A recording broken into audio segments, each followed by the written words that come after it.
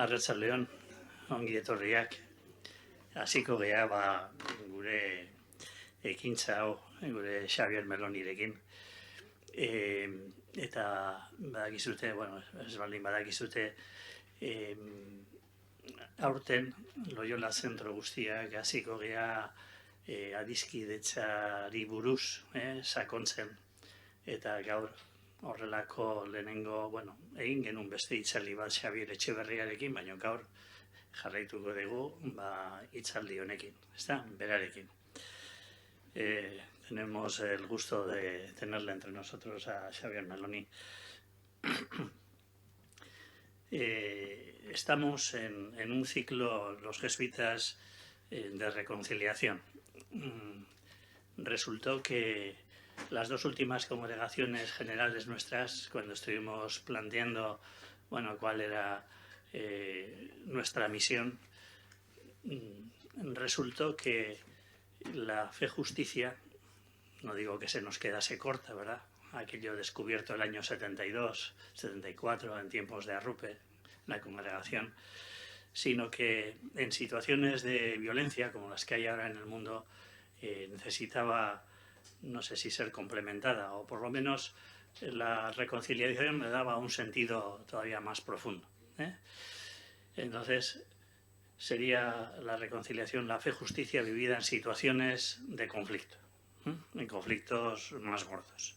Bueno, y en ese sentido, pues todo este año estamos dedicando a ir trabajando esto. Nos decía el Padre General, os leo textualmente: somos enviados como compañeros en una misión de reconciliación y justicia desde la fe, y así nos proponemos caminar con las personas y comunidades vulnerables, excluidas, marginadas, humanamente empobrecidas, las víctimas de los abusos de poder, conciencia o sexual, con los descartados de este mundo, con todos aquellos que la tradición bíblica conoce como pobres de la tierra, a cuyo grito responde el Señor con su encarnación liberadora.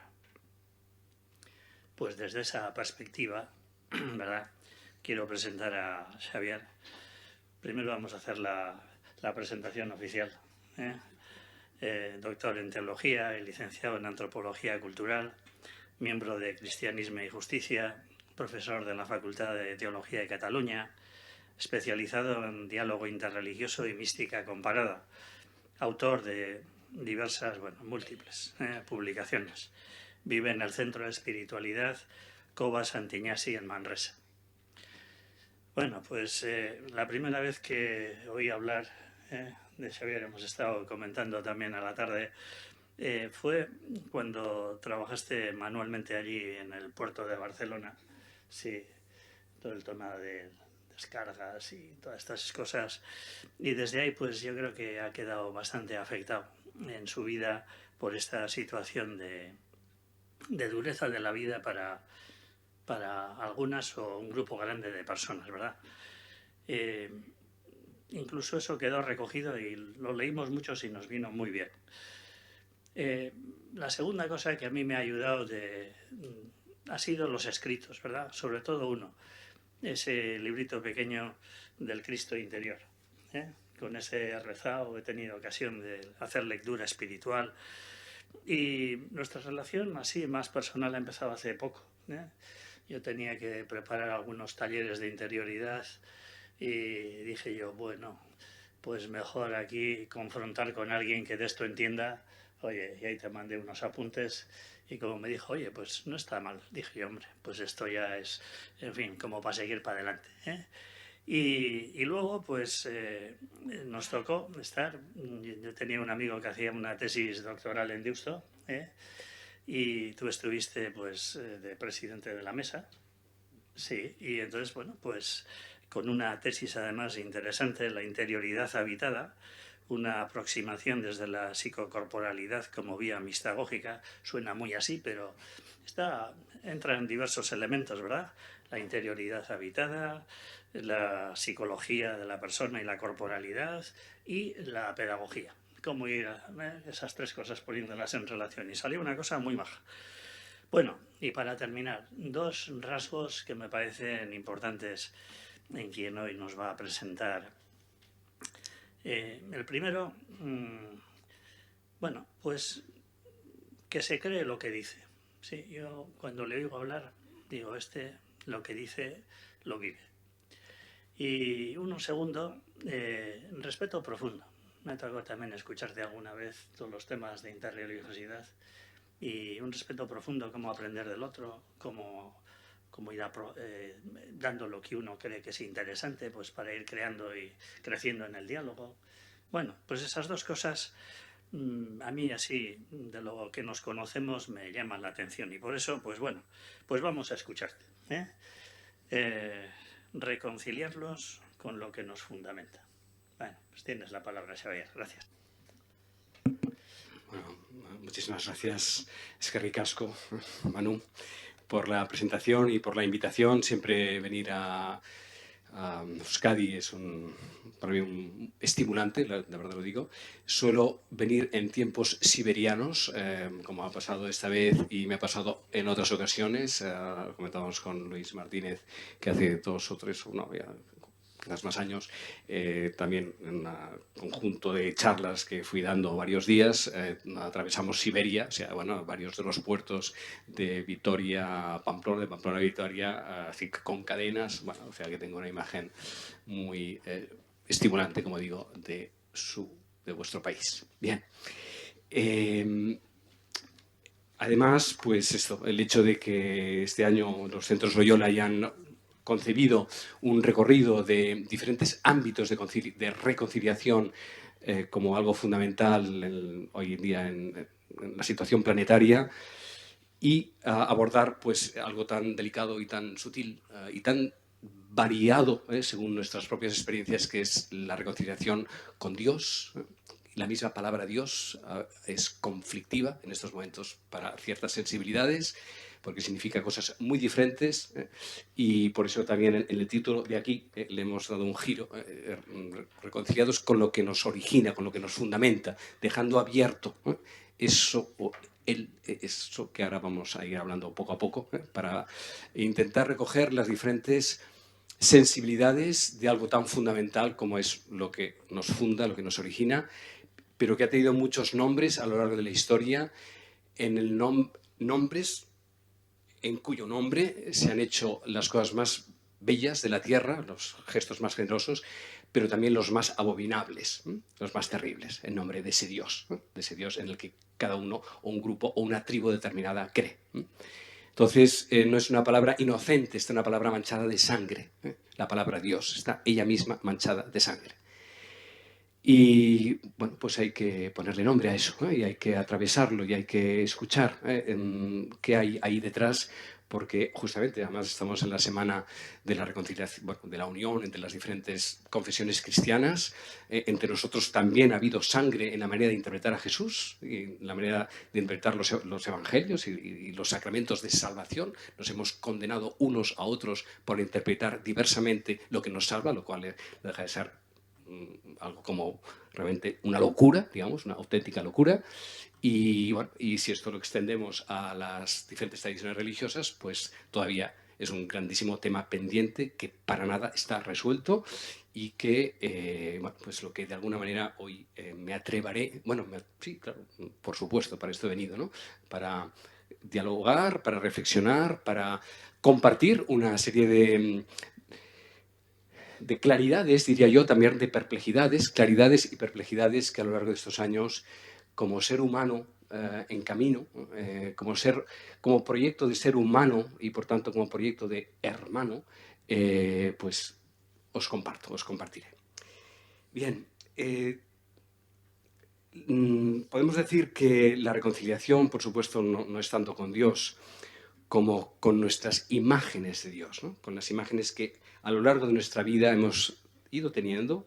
Hay una frase que me gusta mucho repetir de Rainer Maria Rilke, un poeta checo de principios, primera parte del siglo XX, que dice: a pesar nuestro, o a pesar de nosotros, Dios madura.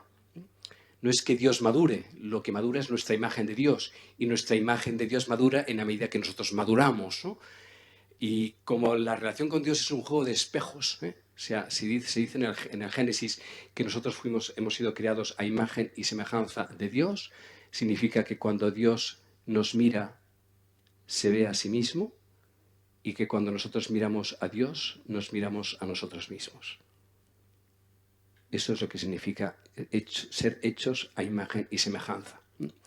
Dicen los padres, los teólogos primeros, la patrística, les llamamos los padres, los santos padres, hasta el siglo IV aproximadamente, que con la caída, que hablaremos de ella, que entendemos por caída, perdimos la semejanza, pero no la imagen. La imagen es indeleble, es imborrable, porque es nuestro molde. No podemos perder la imagen divina. Sí que vivimos en la tierra de la desemejanza, y a lo largo de nuestra vida vamos intentando restituir la imagen primera, pero la imagen no se ha perdido, porque es nuestro molde. Ese espejo no se ha roto del todo. Lo que hay que restituir es la imagen primigenia, que nosotros como cristianos la vemos reflejada en el rostro de Cristo. Pero esto hay que reflexionarlo más, porque lo tenemos a veces tan dado por supuesto que hay que atravesar incluso la duda. Había Paul Tillich, famoso teólogo luterano de los años 50, tuvo un libro que se hizo famoso en sus momentos, que se llamaba El coraje de creer. Lo conocen, me imagino, ¿no? Bueno, pues a lo mejor podríamos decir hoy también que habría que hablar del coraje de dudar, tener el coraje de dudar. No de dudar de Dios, sino de dudar de nuestras certezas sobre Dios, de todo aquello que proyectamos sobre Él, que se nos devuelve pensando que es Él, pero que en muchísimos casos es una proyección desde nosotros a Él, porque Él es invisible, intangible, lo contiene todo, lo sostiene todo, lo soporta todo y nos devuelve aquello que nosotros le proyectamos, ¿no? Hasta que nos damos cuenta, y esa es la madurez, en qué grado estamos proyectando nuestras imágenes humanas sobre Él, porque que Dios sea personal no significa que sea antropomórfico. Nuestra manera de comprender a Dios personal es a manera humana, porque en nuestra experiencia de lo personal hay tres cosas que nos hacen ser persona. Amar, tener conciencia de lo que hacemos y ser libre de aquello que amamos y de aquello que conocemos. Libertad, conciencia y amor, es lo que nos hace ser personas. Y entendemos que eso, cuando no hay libertad, cuando no hay amor y no hay conocimiento, no hay persona, o nos disminuimos. Y entendemos que Dios es eso, ¿no? Por supuesto, no es que Dios sea persona, Dios es muchísimo más que persona, es lo que nos hace ser persona. Pero como nosotros somos personas al modo humano, entonces proyectamos sobre Dios nuestra imagen humana de lo que es ser persona. Y entonces lo empequeñecemos en el mismo grado en que nosotros estamos constreñidos a nuestras propias imágenes y conocimiento que tenemos de nosotros mismos. Por lo tanto, Dios madura. Y no solo madura personalmente, que también, desde que fuimos niños hasta hoy, qué gran recorrido, qué larga biografía podríamos reconocer, y seguro que en ejercicios o en otros momentos hemos tomado conciencia explícita o implícitamente de este largo recorrido de nuestras mutaciones sobre nuestras imágenes de Dios. Digo, no solo es una cuestión personal, que también que lo es, por supuesto, pero también es colectiva, es compartida epocalmente o generacionalmente o civilizatoriamente. Tenemos unas imágenes compartidas como grupo en las que estamos, de las que participamos sin darnos cuenta de que están introyectadas por la tribu y por el momento epocal de la tribu en la que estamos, digamos, ¿no? Entonces, la tribu nos arropa, pero también nos constriñe, y aquellos que se atreven a salir de la tribu son severamente castigados por la misma tribu, ¿no? Hoy en día, como hay tantas tribus, pues ya, ¿quién va a castigar a quién si no sabemos ni siquiera en dónde estamos, ¿no? Entonces, también eso, sobre las imágenes de Dios, había unos recintos muy clarificados, que era cada tradición religiosa, creía de Dios de una manera determinada, y quien se atrevía a poner la cuestión era, como digo, severamente castigado, porque amenazaba la estructura que da seguridad para creer de Dios de una manera determinada, pero esto hace tiempo que se ha hecho añicos. Mucho tiempo que se ha hecho añicos. Y entonces, sobre esos fragmentos, cada cual de nosotros es responsable de hacer de los añicos un nuevo mosaico, un nuevo rostro de Dios, que lo hará en la medida, con rostro o sin rostro, porque sobre eso también Bueno, estoy enunciando cosas que luego voy a ir desglosando poco a poco, ¿eh? Pero eso es como al inicio de una sinfonía, que se dan todas las notas y luego, cuando se han dado todas las notas, luego poco a poco se va abriendo pieza por pieza, ¿eh? Lo que se ha ido enunciando desde el comienzo. Bueno, entonces lo que quisiera compartir fundamentalmente es esta madurez personal y colectiva de nuestras imágenes de Dios y un poco en el momento en el que estamos y en qué medida a esto lo podemos llamar reconciliación, o en qué medida en cada cambio de imagen de Dios nos reconciliamos con una imagen más adulta, ¿eh? Donde aquello que nos quedó incompleto y que negamos porque esa imagen de Dios ya no cabía en nuestra conciencia adulta y ya era imposible creer en ella, gracias a la crisis se produce una apertura y en esa apertura hay un reconocimiento y en ese reconocimiento hay una reconciliación. Bueno, podemos decir que el ser humano contiene dos heridas fundamentales. La primera herida es la separación, ¿eh? Nos dicen los psicólogos y yo diría que una de las cosas más importantes del siglo XXI o de las aportaciones del siglo XX que nos han llevado al siglo XXI, diría que en el ámbito, digamos, de las ciencias ha sido sin duda todo el avance tecnológico a todos los niveles, médico, sanitario, transportes, de comunicación, sin duda la gran revolución del siglo XXI, del siglo XX ha sido toda la investigación y aportación tecnológica, pero hay otra revolución muy importante del siglo XX que no estaba hasta entonces, que es el conocimiento de nuestro psiquismo, de la psique, el conocimiento del alma, ¿no? Que lo hemos traducido por psicología, porque la psique es el nombre griego para decir alma, pero digo algo que es más importante de lo que creemos, ¿eh? Nuestra generación, bueno, aquí hay varias generaciones. Bueno, la generación de los 50 para abajo, le es inconcebible vivir sin un mínimo de autoconciencia, de por qué reacciono así, por qué me enfado así, por qué me entristezco así, por qué no soporto a esta persona, porque esto en el tiempo anterior lo aguantábamos a golpe de voluntad, digamos, ¿no?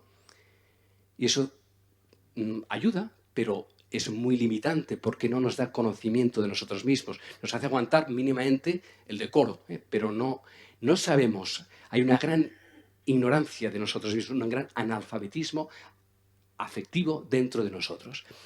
Digo, una de las grandes aportaciones del siglo XX ha sido, sin duda, el conocimiento del por qué reaccionamos de formas que son remotas, que no están en nuestra conciencia. Hay que buscarlas mucho más atrás. Y hay dos heridas fundamentales que están en el origen de muchas de nuestras actitudes y de muchas de nuestras ideas de Dios que proceden de esas dos heridas originarias. La primera es, como digo, la angustia de la separación. Somos expulsados del vientre de nuestra madre, de nuestras madres, para sobrevivir, ¿no? Es muy curioso, es muy complejo el proceso de nacimiento, ¿eh? O sea, el mismo útero que nos ha dado vida durante 9 meses, sin el cual no podríamos vivir, si no salimos a tiempo, nos da muerte y mata a quien nos está engendrando. Es increíble, la vida humana es implacable, ¿eh? En sus leyes. Lo mismo que nos da vida, si se pasa de rosca, nos da muerte. Es algo vida y muerte están muy juntas la una a la otra, ¿no? Entonces, en la salida del útero materno hay salir de la asfixia, porque nos empezamos a asfixiar, ¿eh? Ya no cabemos y empezamos a molestar a la madre y la madre empieza a tener dolor y si no salimos a tiempo, además, no podemos salir, ¿eh? O sea, hay que salir, ¿eh? Porque nos estamos asfixiando, pero al mismo tiempo esa salida nos desgarra, ¿eh? Porque nos expulsa del paraíso, ¿eh? En el vientre de nuestra madre estaba todo. Todo se nos era dado, ¿no? Hoy en día se sabe que un feto percibe mucho más de lo que se creía, ¿eh? Tanto sonoridades y ambientes que le llegan a través de la membrana materna, como de los estados anímicos de la madre durante la gestación. Esto, hoy en día tenemos mayor conocimiento de esto. En cualquier caso, lo que se produce es un desgarro porque, bueno, de pronto nos sentimos, como dirá Heidegger, ¿no?, arrojados a la vida, ¿no? Nacemos llorando y si no lloramos nos asfixiamos también, ¿no? Hay que llorar para poder vivir.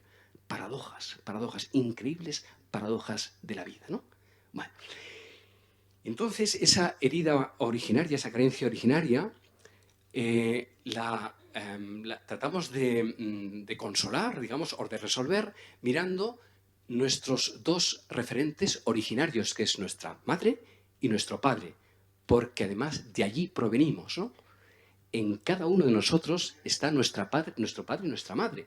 Biológicamente, el espermatozoide y el óvulo son dos células que se han juntado y nosotros somos nuestros padres, pero ya no somos nuestros padres. También una gran paradoja, ¿no? Somos, pero no somos. En ellos están en nosotros, pero ellos no somos nosotros. Muy complejo. Increíblemente complejo, maravillosamente complejo, pero problemáticamente complejo también si no ponemos conciencia a lo que eso significa en todo el desarrollo ulterior. ¿Qué aporta la madre? La madre es un arquetipo. Hoy en día, con la sensibilidad feminista y tal, podríamos entrar en matices, pero no voy... valga como punto de partida, no voy a entrar ahora en discusiones que serían buenas, pero creo que se puede aceptar, y en todo caso discutiríamos en otro foro que no es este, que lo que aporta el arquetipo materno como arquetipo es el amor incondicional. Es propio de la mujer amar incondicionalmente, porque es depositaria de la vida. Biológicamente se le ha confiado la vida. Y esa vida es mucho más allá de si hay un pequeño defecto o si no, es igual, es algo mucho más... Es propio de lo materno el amor incondicional, porque está en juego la preservación de la vida.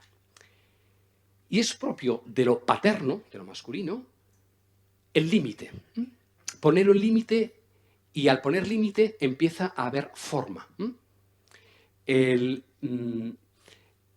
límite viene dado por la ley.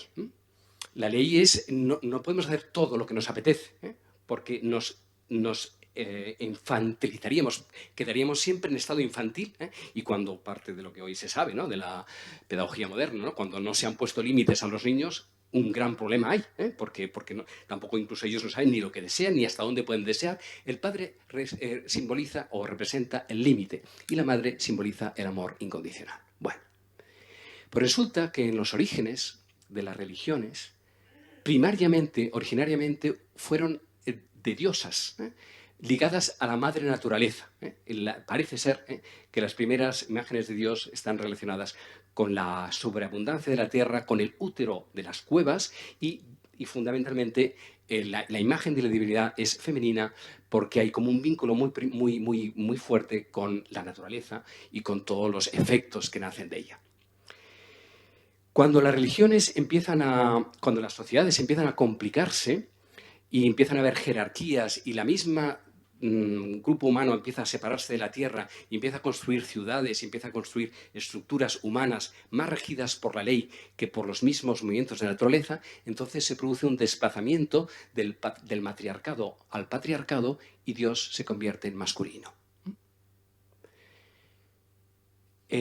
Todo el jaleo que hay en el Antiguo Testamento entre Yahvé, que es un dios masculino, con las divinidades femeninas de Caná, es una relación con la tierra y con el cielo, digamos.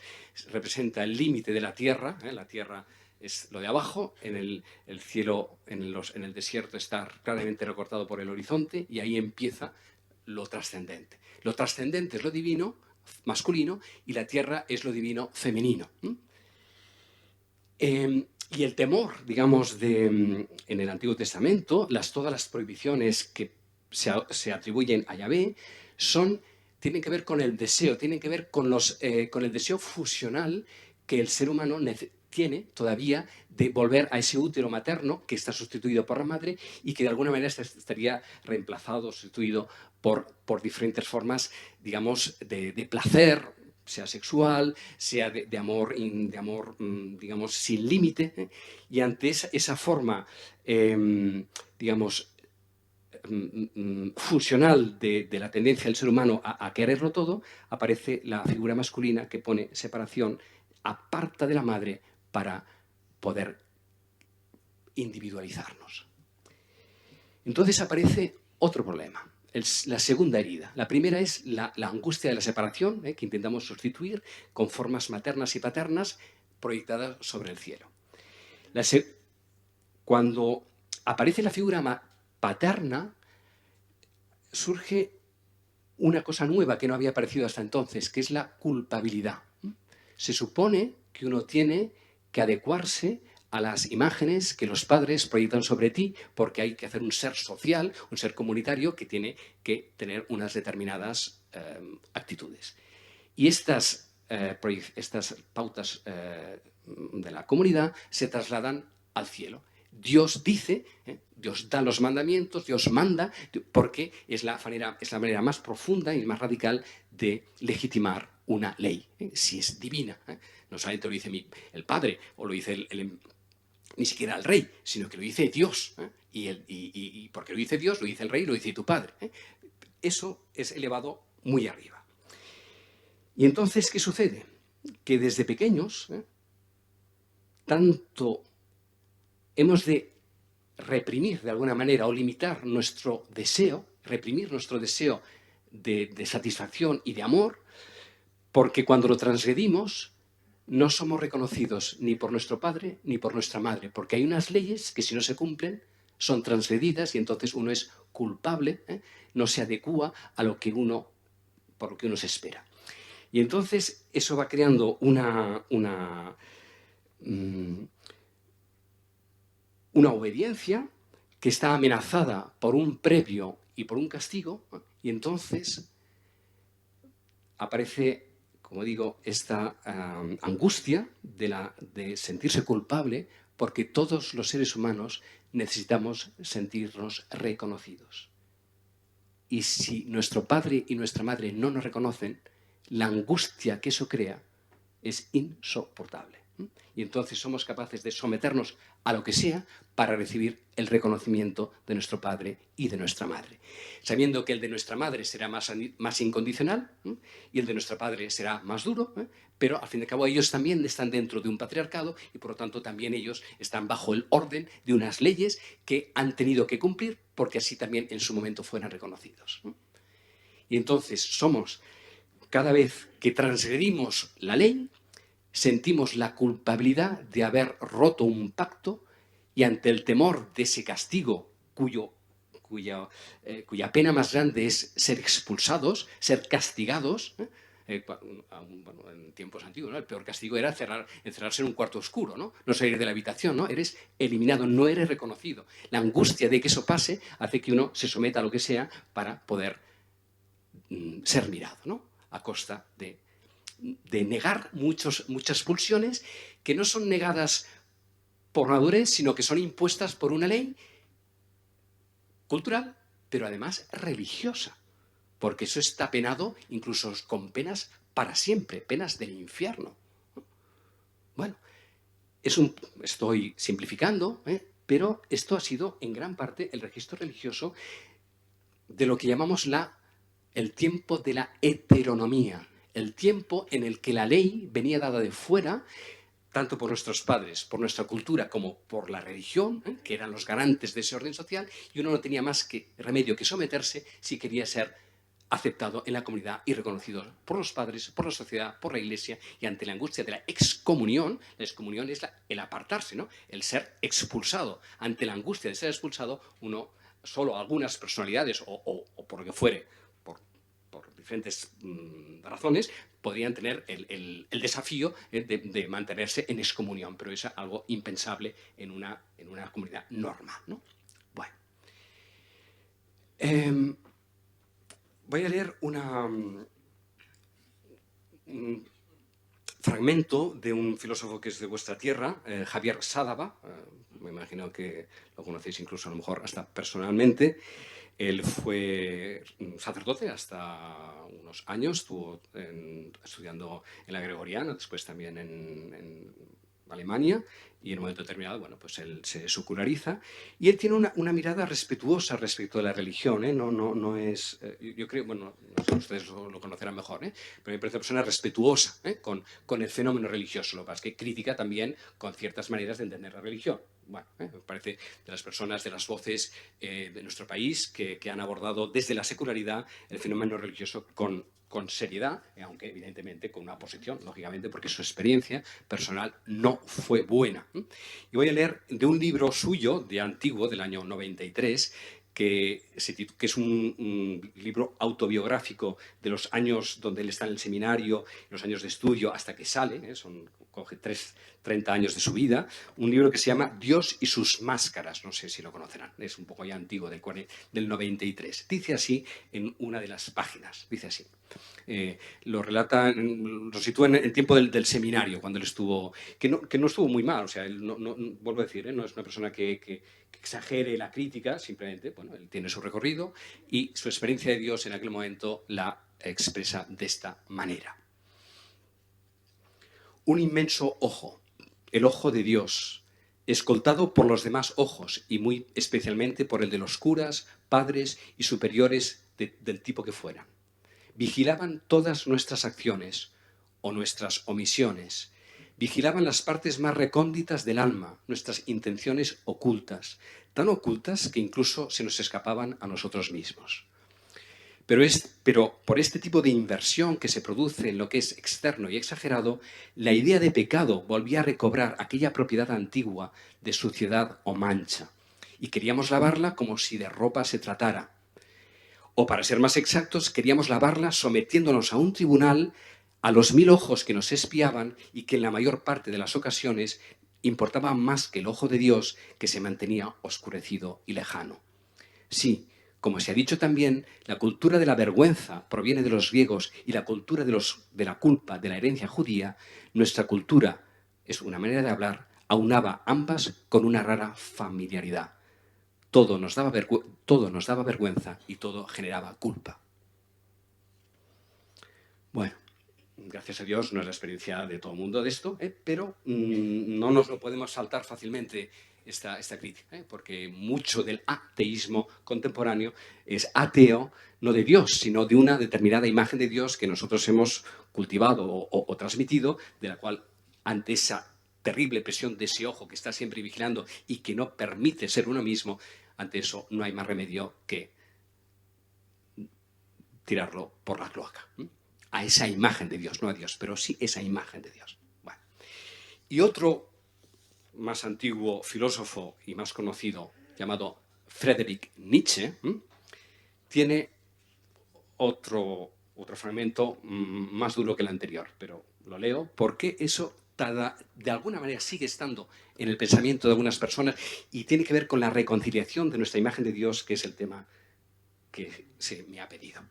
Dice así: el concepto de Dios fue inventado como una antítesis de la vida. Concentra en sí, en espantosa unidad, todo lo nocivo, venenoso y difamador, todo el odio contra la vida.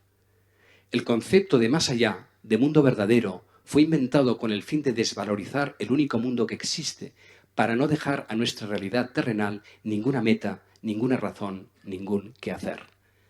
El concepto de alma, de espíritu y, en fin, incluso de alma inmortal, fue inventado para despreciar el cuerpo, enfermarlo, volverlo santo, para contraponer una espantosa despreocupación por lo que merece seriedad en la vida, las cuestiones de la alimentación, vivienda, régimen intelectual, asistencia de los enfermos, limpieza, clima. En lugar de la salud, la salvación del alma, es decir, la locura circular que abarca desde las convulsiones de la penitencia hasta las histerias de la redención. El concepto de pecado fue inventado al mismo tiempo con su correspondiente instrumento de tortura, el concepto de libre albedrío, para obnubilar los instintos con el propósito de convertir en una segunda naturaleza la desconfianza respecto de ellos. ¡Wow! Bueno, hay que acogerlo esto, hay que poderlo tomar y mirar, ¿eh?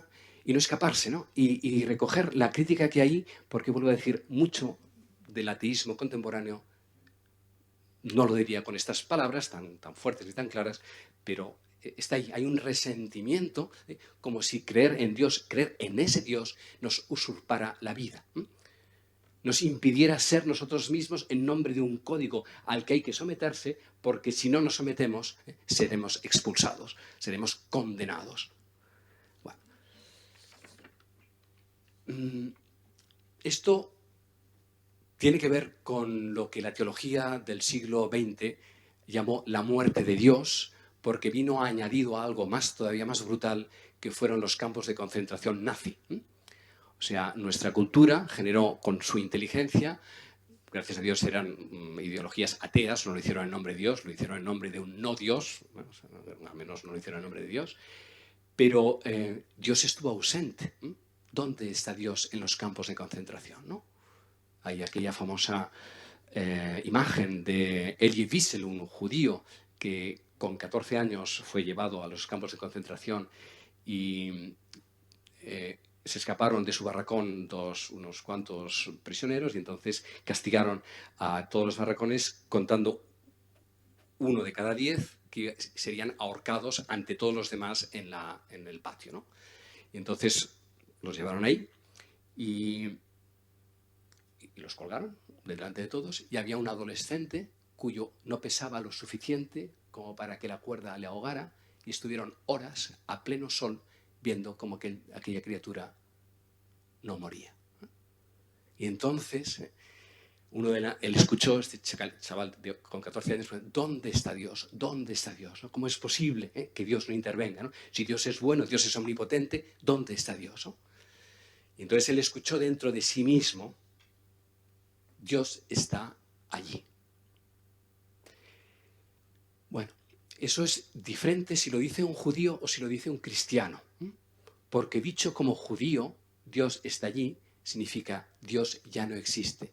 Dios está muriendo con ese chico. Ya no hay ningún Dios que nos salve. Solo estamos solos, estamos huérfanos. Dios no está en ninguna parte. Dios está muriendo. Mi imagen de Dios está muriendo con la impotencia de este adolescente que nadie le salva. Esa es la mirada judía atea, digamos. La mirada cristiana dice otra cosa, pero eso no lo podemos decir tan rápido. Hay que decirlo con mucha profundidad y entonces que abarque todo el contenido de la realidad. Cuando un cristiano, porque es lo que decimos de Cristo, ¿no? ¿Dónde está el Padre? ¿No? Padre, padres, ¿por qué me has abandonado? San Ignacio, en la contemplación de la pasión, pone como consideración fundamental de toda la tercera semana considerar cómo la divinidad se esconde. Esa es la clave de la tercera semana, importantísima clave de los ejercicios. ¿La divinidad se esconde o justamente es donde la divinidad verdadera se está manifestando? ¿Qué divinidad se esconde?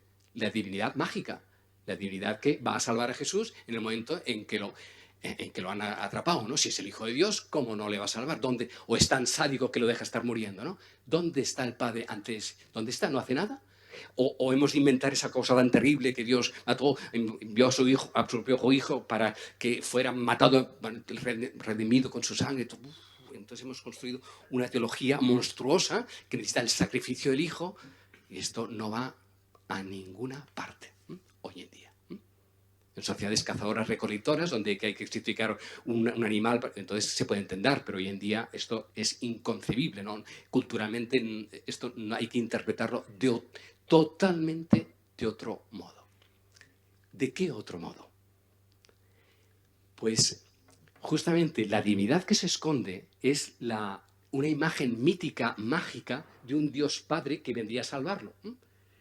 ¿Dónde está el Padre en el momento en que Jesús está diciéndole, Padre, Padre, ¿por qué me has abandonado? El Padre está en el Hijo. No está el Padre en un sitio y el Hijo en otro y el Espíritu en otro santo. Esto vuelve a ser otro de nuestros problemas teológicos, ¿no? Que de tal manera hemos imaginado un Dios trinitario que el padre va por un sitio, el hijo por el otro. Sí que hablamos de la circuncisión intratrinitaria, de la perigónesis, donde el padre se da en el hijo. La teología avanzada ha reflexionado muy seriamente sobre lo que es la Trinidad. Pero es que es mucho más profundo lo que está en juego. Donde está el Padre está el Hijo. Donde está el Hijo está el Padre. En la circularidad del Espíritu Santo. Por lo tanto, ¿dónde está el Padre en el momento que Jesús está invocando al Padre? Padre, ¿por qué me estás abandonando? Porque Jesús, como ser humano, también tenía una determinada imagen de Dios limitada por su tiempo, en cuanto que humano que también era. Si Jesús resucitó, significa que la totalidad de Dios estaba asistiendo y sosteniendo esa muerte en el modo de morir. En el modo de morir perdonando y en el modo de morir confiando. Dios mismo, Dios y lo humano estaban haciéndose uno en Jesús. El Padre y el Hijo eran uno en la cruz para devolver ese asesinato o esa crucifixión en forma de resurrección. Pero no salvándolo de la muerte, no descolgándolo de la muerte, mágicamente o míticamente, que es como todavía muchas veces oramos a Dios, ¿no? Sino atravesando la cruz, ¿no?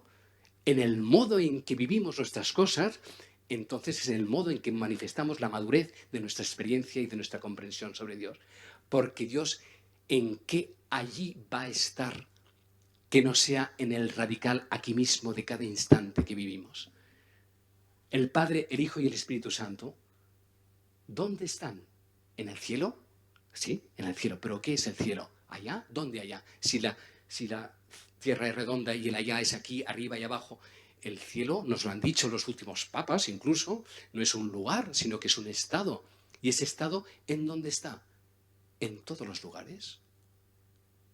Por lo tanto, la Trinidad, ¿dónde está? Sino en cada momento en el que vivimos en comunión con ese Dios que dándose crea al Hijo, crea la realidad en la que estamos, y entonces es profundamente intrínseco a todo aquello que vivimos, experimentamos, pensamos, hacemos o deshacemos. Claro, la divinidad se esconde, y tanto que se esconde si la idea que tenemos de Dios es alguien que nos venga a salvar y que vaya a premiar a los buenos y castigar a los malos.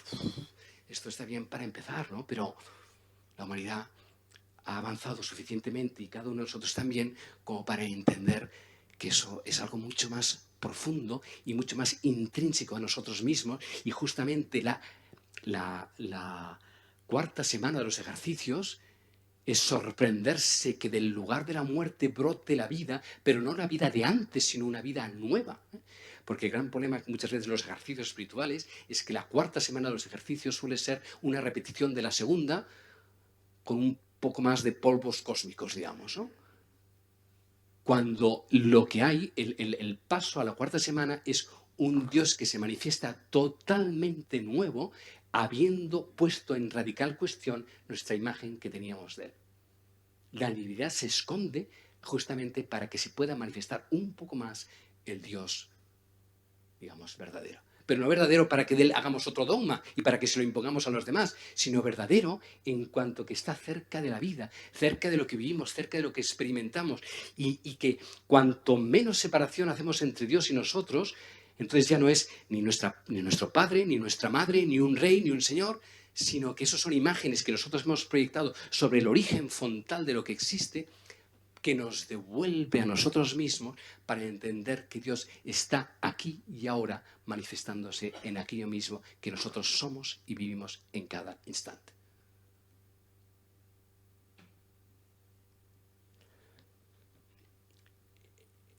Todo esto es un largo recorrido y muy exigente si queremos ser creyentes adultos.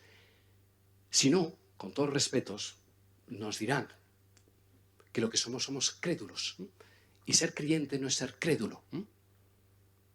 El creyente es el que pone en cuestión su creencia, que es una imagen mental de lo invisible, que está siempre mucho más allá y es mucho más completa de cualquier imagen que podamos obtener del absoluto, del cual estamos continuamente naciendo y emergiendo.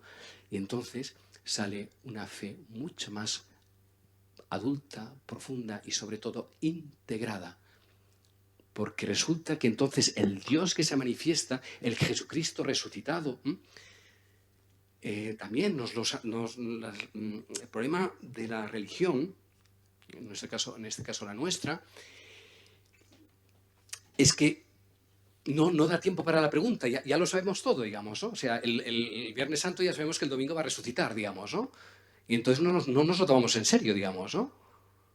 Bueno, hacemos un poco de ayuno, un poco de oficios un poco más así austeros, pero bueno, con el happy end, ¿no? de la resurrección del domingo. Soy duro, pero es que lo que está en juego es algo muy serio, yo creo.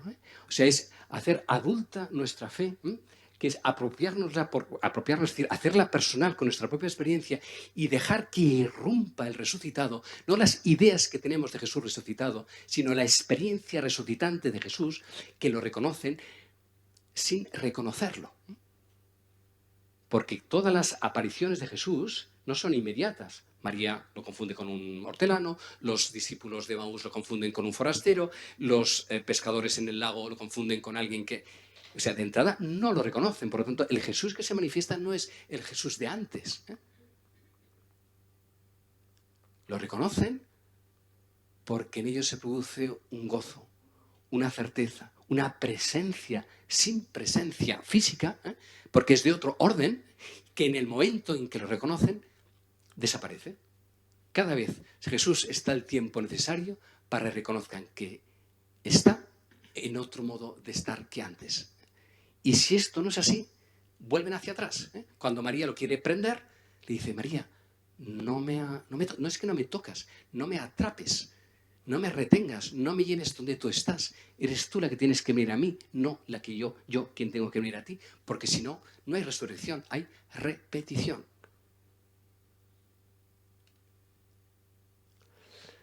San Ignacio pone la contemplación para alcanzar amor al final de los ejercicios. Y es la única contemplación, junto con el principio y fundamento, donde Jesús no aparece. Todo el Evangelio, todos los ejercicios son sobre Jesús, es la contemplación de Jesús, y resulta que en el principio y fundamento y en la contemplación para el amor no está Jesús. ¿Dónde está Jesús? En el ejercitante, cuando contempla el ejercitante. Dentro. Cristo ha entrado dentro y entonces el tomad, Señor, y recibid es casi las palabras de la Eucaristía, ¿no? Tomad y comed, tomad y bebed. El ejercitante se ha convertido en Cristo y ya no ve a Cristo, sino que ve desde Cristo. Porque Cristo no es un objeto de contemplación, Cristo es sujeto de contemplación. Estamos llamados a convertirnos en lo que Él es, porque la encarnación no es en que hemos celebrado en Navidad, ¿no? Está bien. Pesebre, los villancicos, los pastores, los reyes. Bien, está bien para calentar nuestro corazón, ¿no? Pero ¿qué hemos celebrado? ¿El nacimiento de hace 2000 años o el nacimiento continuo de nosotros mismos en Él? Que esa encarnación comenzada en Él se prosigue en cada uno de nosotros y por lo tanto lo que estamos celebrando es el advenimiento, el nacimiento de un Cristo inacabable que continúa haciéndose en cada uno de nosotros y que ya no nos viene a salvar de nada, porque ya estamos salvados reconociéndonos que somos Él en la forma de nosotros, en la forma inacabada de lo que todavía no hemos llegado a ser.